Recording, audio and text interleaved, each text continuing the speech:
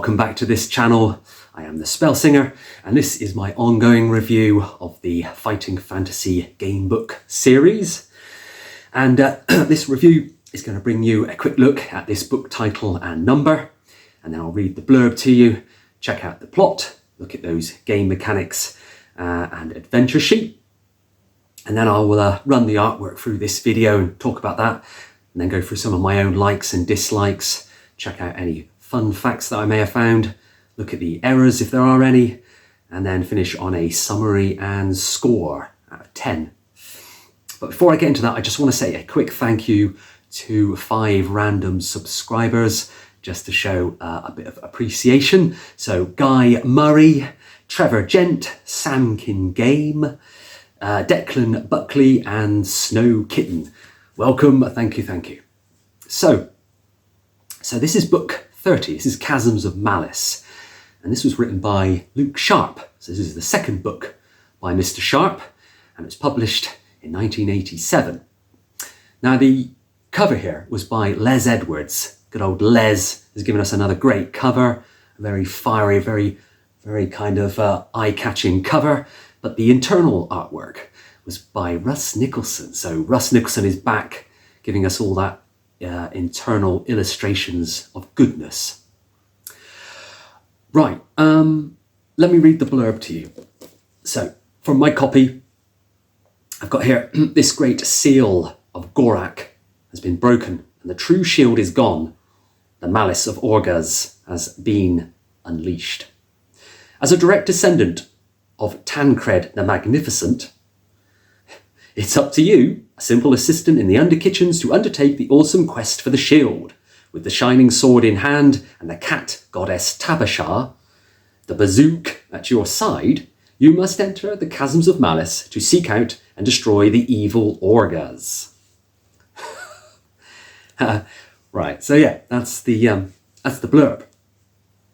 Now, the plot for this book. So you are sent on a quest to find this true shield by the wizard Astragal. So he's kind of like your pal, and he shows up in a lot of these Luke Sharp books.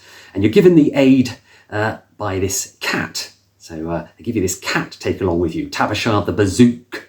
And the adventure takes place in a series of tunnels and caverns under Gorak. So that's in the location and continent of Cool. So we're back in Cool once again.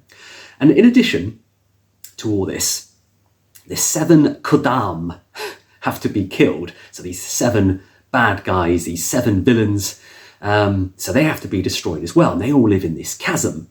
So you are basically the long lost blood heir to the great king who trapped an untold fiend in these chasms.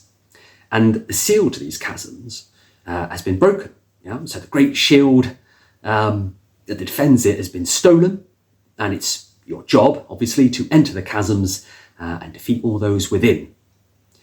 Now, Astragal, this wizard, he enlists you for this task. So he wants your help, and obviously, like I say, he gives you the cat goddess Tabasha, who goes along with you. Now, Tabasha is handy because she can find you food sometimes, you know, while you're down in the chasms, and it can also get you out of these bad situations that you might find yourself in. But you can only use her services 9 times, right? 9 times, 9 lives. So there's that. One of which, one of those 9 is basically one of those 9 requests for help has to include either increasing your skill or your luck. So that's quite a nice. It's like taking place of that potion that you used to be able to get in the old books. This time you get a cat that can give you an increase in your skill or luck, but you've got to choose that at the beginning. So you have to choose one of those. Your character's position in this book of 3rd assistant rabbit skinner in the royal kitchens is quite novel. You know, it's showing that anyone can be the hero. You know, it's a bit like Steven Seagal. You know, you're just a cook. Perhaps the difficulty of this adventure is intended to reflect your own status. You know, it could make sense as a cook is not the obvious choice, you know, to perform this feat, this task. So that's quite nice. That's quite novel. It's different. Let's have a look at the game mechanics and that adventure sheet. Now the book features several extra rules that include one strike combat, which is it's like a regular combat, but it's reduced to just the one round. And where the loser is basically, it's instead of being slain or knocked off from some sort of ledge or some sort of dangerous situation, you get thrown this one strike combat to kind of resolve it as opposed to just a normal battle. The only thing is, I hate it. I really hate this game mechanic. And the reason being, it is hugely unfair. It's wholly unnecessary. And I hate it. So it's the height of unfairness, and I'll tell you why. It's meant to demonstrate that fighting is a dangerous situation or in a dangerous situation, and it can lead to death instantly, but it's arbitrary because it ignores your stats and therefore your combat prowess, so it's all complete luck. And the way it works is you throw 2 dice for yourself, and you roll 2 dice for the enemy, and the highest roll wins, and the lowest roll dies.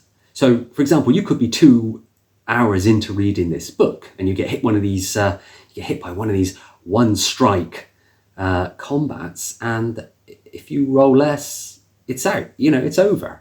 And there's quite a few of these throughout the book, all sort of scattered around.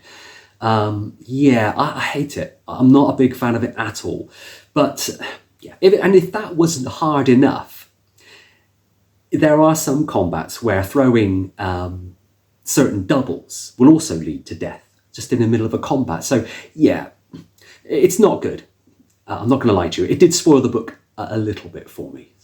But there are some saving graces because there are some good mechanics as well. So like I say, you've got Tabasha the Bazouk, and it can be called on at any time except obviously when you're having a bit of a fisticuffs, and it may be called 9 times, like I say, 9 lives. Now, Tabasha can restore your initial skill and luck, like I mentioned, but also during the game, you can also get her to go and fetch provisions for you and perform additional requests, which is quite nice. So where it's indicated in the text, you can sort of command her to do these little sort of side quests for you. So that's a really nice. That's a really nice game mechanic. One interesting mechanic also is a system of ciphers that are used by the Gadan. And now, if you can learn these, then you can access all the locked doors and secret passages. I'll show you a couple of images here while I read this bit from the book. So this will tell you a little bit about how these work. So, okay, so you meet this old fella who's got this book. And he says, "Yes, that is the sword. I helped spellbind the blade many years ago." He picks up a large book from one of the shelves. "Now, heir to Tancred, we must be quick. You are in great danger. The Kadam are being very strong and enslaving all the others in the chasms. As the shield cracks, the Dark Lord becomes more powerful. I cannot teach you much of sense fight." Go on that later on. "This I leave to others, but study these symbols carefully." So these symbols here, they are from the golden age of the Filbrethen, when most of these tunnels were built. They mean left, right, danger, safe, up and down. The old man then brings you another book of secret ciphers, which he explains. And so basically you get this whole book with all these ciphers. And I'll run another video showing you what those ciphers look like. But there's also, on page 399, I believe it is. So right at the end, you get this image here, which shows the tablet. So the ciphers, the old Gadan counting system, are a way that the blind Gadan you get around to feel certain spellbound numbers. It's like a braille almost, which when whispered will open ancient doors that were built in the heyday of Filbrethen culture. The secret has never been discovered by Orghuz. Look at the sequence of the ciphers, and yeah. So basically you've got all these ciphers that if you can work out, you can open up all these secret doors throughout the book. So that's quite a nice little game mechanic too. Unfortunately, there is a slight drawback. Most of these special routes that you can uncover with the ciphers, they can be just as easily found in different ways, just by going a bit further down a tunnel and taking the right route. So it kind of takes away the necessity of that book. So that's a bit strange. But yeah, never mind. There's also spells to be learnt as well. And there's not many. I found one spell, I think, in my read-through called Life, which you can cast if you die, and then you return to life with about 4 stamina, but 1 less skill point. So that's quite nice as well, like a little, like a respawn, isn't it? The game also features fuel, which, when collected, can be used for cooking your food. And this allows you to add 2 additional stamina points. So that kind of makes sense as well. You know, if you've got cooked food, it's going to give you more stamina back than uncooked. So that's quite a nice game design. Yeah, so that's your fuel. And also eating them, like I say, rather than the 4 stamina, you get your 6 stamina back instead. And you will need all your stamina for this book because it is super tough. There's a lot of death situations going on and instant deaths as well. So yeah, very tough. And that leads on to this adventure sheet here, which is quite different actually. So you've got your usual skill, stamina and luck, and then you've got the Kadam. So you've got the 7 names of the 7 Kadam there. So you can tick them off as you kill them. And the more you can kill, the better, right? You've also got a box for Tabasha the Bazouk. So you can circle whether you chose luck or skill. And then you've got the remaining 8 times that you can actually ask Tabasha, this cat, to perform some kind of duty. You've got a box for your spells as well, and your abilities. So you can get this sense fight, like I mentioned, a bit more on that later, and your provisions, your fuel, and of course at the bottom you've got your ciphers there as well. So you can save you flicking back to and from that reference 399. You could just draw the ciphers in there and refer to the adventure sheet. But otherwise, that is it for the sheet. It's not drastically different, but there's enough on there. And I quite like that about Luke Sharp's books. He always tries to add a little bit, albeit he does tend to ram it into that adventure sheet. He always tries to add a little bit extra. So let's talk about the artwork. The internal artwork, as I say, is Russ Nicholson. Good old Russ. He kind of saves this book somewhat. Russ Nicholson, unfortunately, he passed away in May 23. He was a British illustrator, best known for his black and white fantasy art. Nicholson became an important contributor to early fantasy sort of game-related titles, such as obviously the Warlock of Firetop Mountain. And as fighting fantasy grew in popularity, so did his involvement. He illustrated 16, I think it was 16 more books in the series after Warlock. So that's quite impressive. The art is really great in this book, with descriptive illustrations of obviously creatures, all the orcs, all the dwarves, the caverns and the underground rivers. So with all that, you get a nice familiar feel to this book, thanks to good old Russ Nicholson. So I really love the atmosphere of this book, and even the cover. The cover is really great. I mean, it's kind of depicting this creature. It's got these gaudy red kind of colours in there, and it kind of jumps out at you nicely, like us fans appreciate. So good old Les Edwards, he did a good job with that. And I've got a favourite picture as always, which is this one here. And this is this kind of dwarven patrol being led through the tunnels. So you've got like this, you're kind of like looking down, observing this these dwarves, and of course they're all tied like via rope from one neck to the other, and they're being whipped by these creatures as they sort of march them like a procession through the tunnels. And it gives you a really nice feel of the chasms. And one thing about this book that the artwork does help with is you can read this and kind of forget that you are actually deep underground at times, because there's all these different places under there, like there's inns under there, taverns and all kinds of weird things, and sometimes you forget. But with artwork like this, it's a lot easier to understand what's happening. So just to go with this, let me read this part to you. You feel your way to an exit. You find yourself on a ledge above another tunnel. You rest. If you have provisions, you may choose to have them now. You wake up to see 2 torches in the distance coming towards you. You creep to the end of the ledge and see 2 orcs and a dark elf marching dozens of dwarves along the tunnel. All the dwarves wear metal collars, and suddenly 2 of the dwarves break free and rush towards you. One immediately seizes his throat and collapses. The other sees you and raises his hand for help. The others have still not seen you. and then you get a choice whether you want to help the dwarf or not. So it's quite cool. My fave picture. My likes and dislikes for this book. The adventure as a whole is a little bit boring.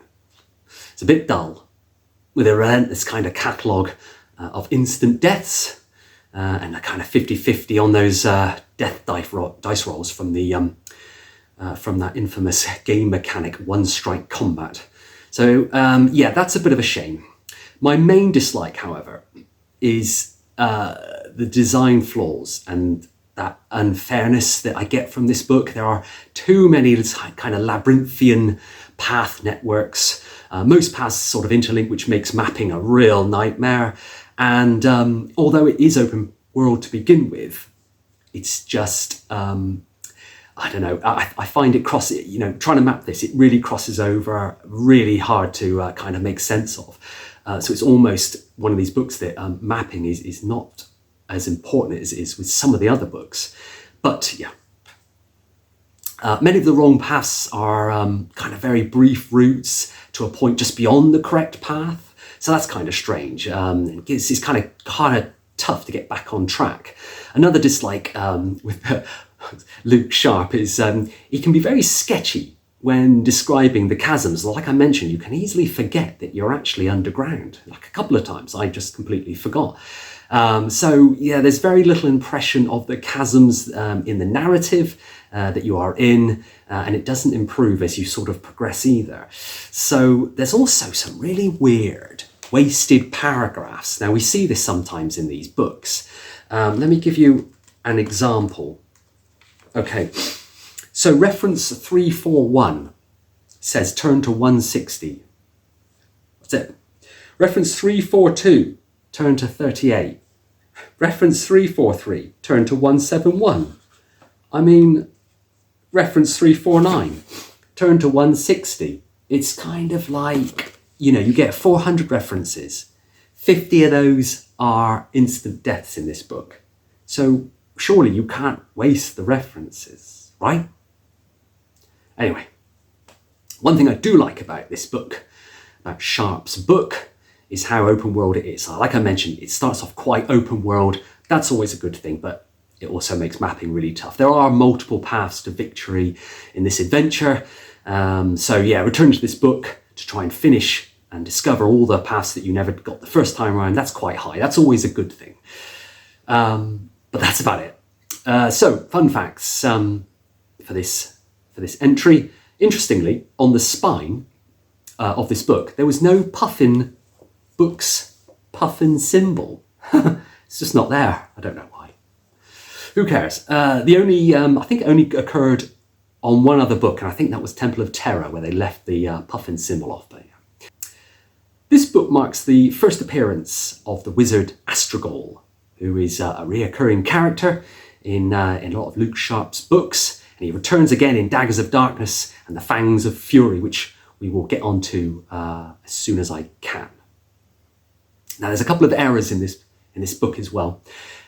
Reference 129, it says your dagger is stolen, but there's no previous indication that you ever had a dagger. So, yeah. Reference 132 says slithers of poisoned crystal, which should be silvers, not slithers. Reference 145 says if you have any fuel, blah, blah, blah, but it is impossible to have any at that point. So, yeah. And then I think that was all I could find. There is a point where I think it's reference 331, which should link to 253 instead of 99. So that's a bit of a game breaker there, where I think you get sent to the wrong place. But other than that, there wasn't anything too bad. It's a pretty solid book with just a couple of things to look out for in terms of errors. So, yeah. Now, the summary for this book. This book is really difficult. It's super tough, not in a challenging way, in an unfair way. So it's almost impossible unless you are very lucky with your dice rolling. Perhaps if you were, if you're really lucky on every throw, which is going to be unlikely, then you might get through this without too much trouble. The The only real way of winning is to cheat a little bit in this one, which is a shame because some of the best fighting fantasy books they're challenging and they're interesting. They're interesting enough to make you want to keep replaying, knowing that you will eventually win, through attrition, by building on what you know. That is not the case with Chasms. This book has so many unfair events and mechanics that you wouldn't be blamed for giving up altogether. Chasms has a very high number of instant deaths. Like I said, it's got 50 instant deaths in this book, many caused by simply just going the wrong way. So there's this bit at the end where you're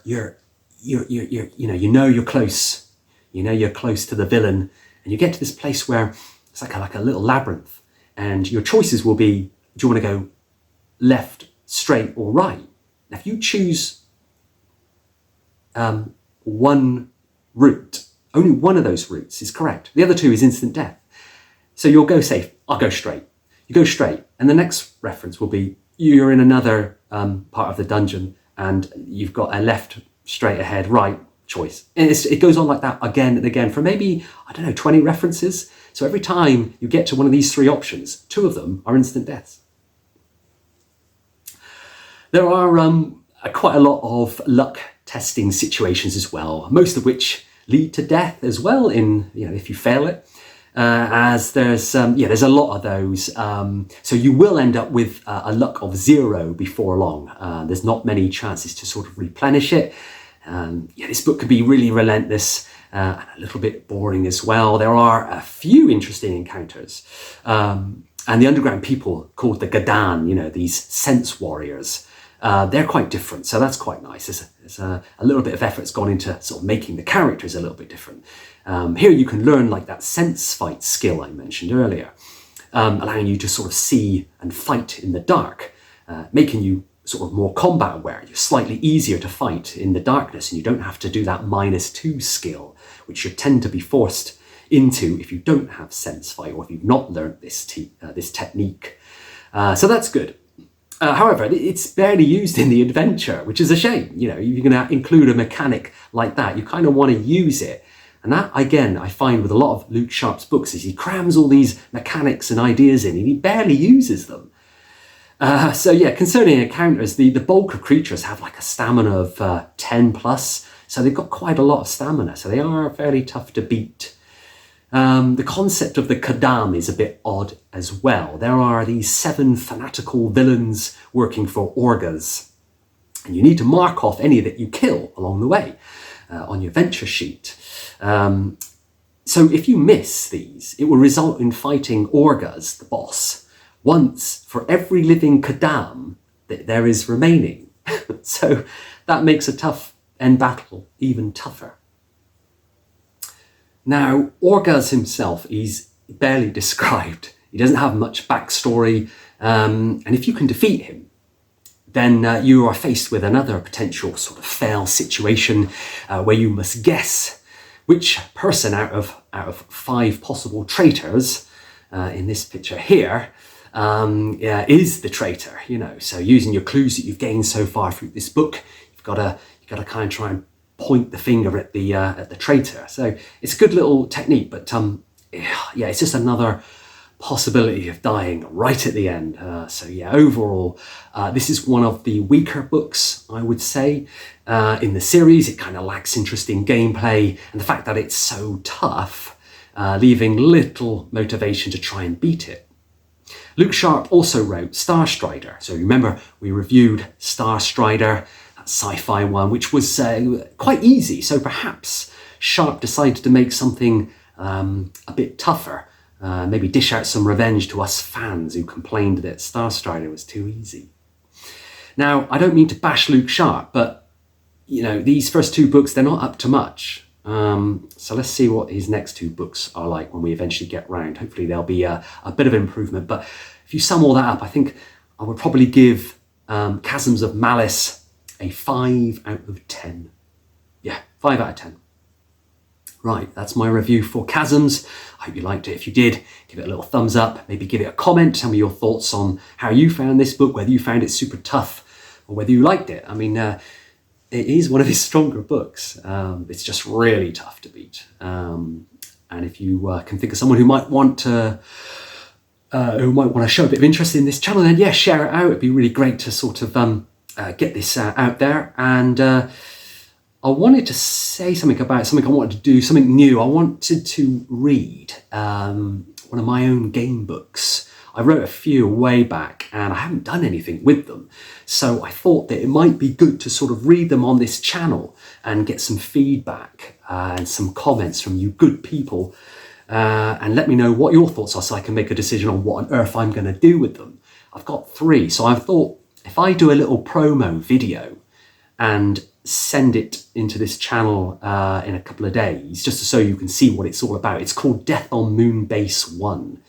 Then at least you can see that, and then you'll know what it's going to be about. But I might try and do that on this channel if there is some interest. Maybe just do a 2-parter, maybe 30 minutes, and just show the most direct route through this book I wrote, and just play through it. But yeah, let me know your thoughts on that.